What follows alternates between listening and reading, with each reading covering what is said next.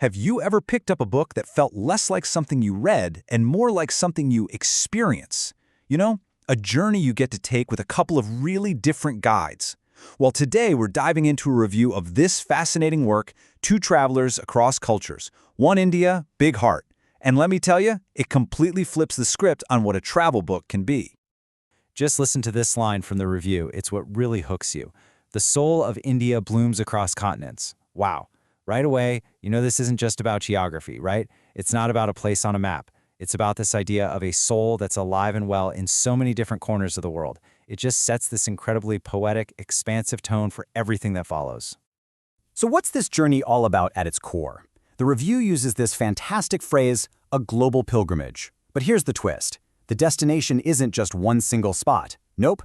It's about exploring all these incredible, vibrant communities known as Little Indias that are scattered all over the globe, places where the culture is just buzzing with life. And man, this is where you really start to feel it. The review just paints this unbelievably vivid picture.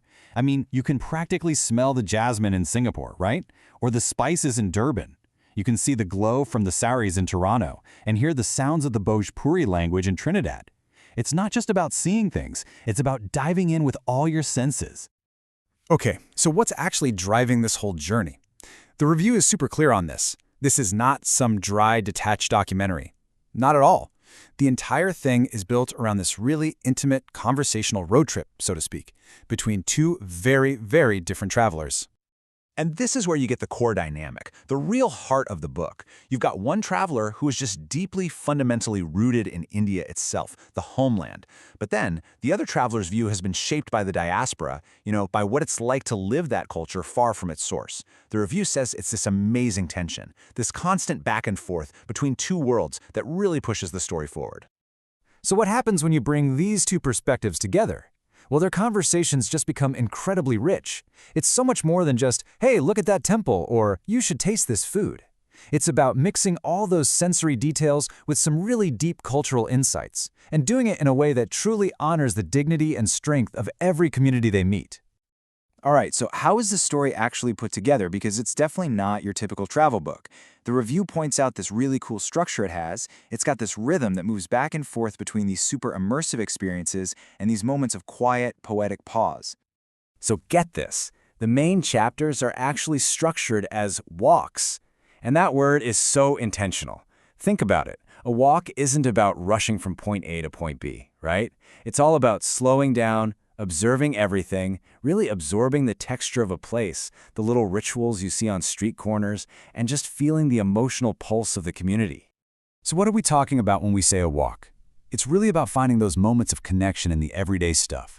The intimacy of sharing a meal together, the quiet respect of a temple visit, the fun back and forth of market banter. These aren't just items on a checklist. The review says they're the emotional rhythms of the community. And all of this is broken up by these really important moments of just quiet reflection where you let it all sink in. But it's not all forward motion. It's not just one walk after another. In between these really immersive chapters, the whole narrative just pauses. The review calls these sections interludes, and they're basically these quiet spaces for you to think. It's almost like the book is letting you catch your breath and see the whole journey from a slightly different angle. And these aren't just empty pauses either. They're filled with things like letters from local people and stories that are told through objects and the rituals around them. But here's what I think is absolutely fascinating. The book literally invites you, the reader, to write in it, to add your own notes and reflections.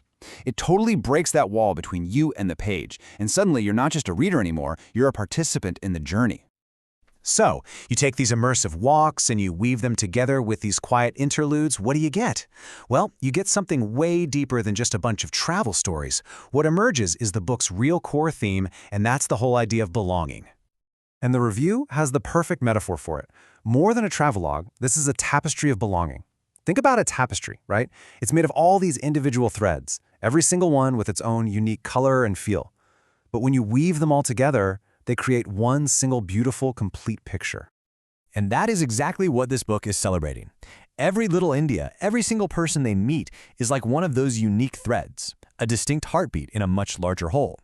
And yet, they're all part of the same incredible tapestry, this global community that's connected by shared culture and memory. And finally, the review points to this really profound invitation the book makes. It's asking us to be more than just passive readers. It wants us to become active participants, or, as it says, stewards of shared memory. And what's a steward? It's a caretaker, right? A guardian. It's basically a call to action for all of us to help protect and pass on these incredibly important cultural stories. And that really leaves us with a big, powerful question to think about.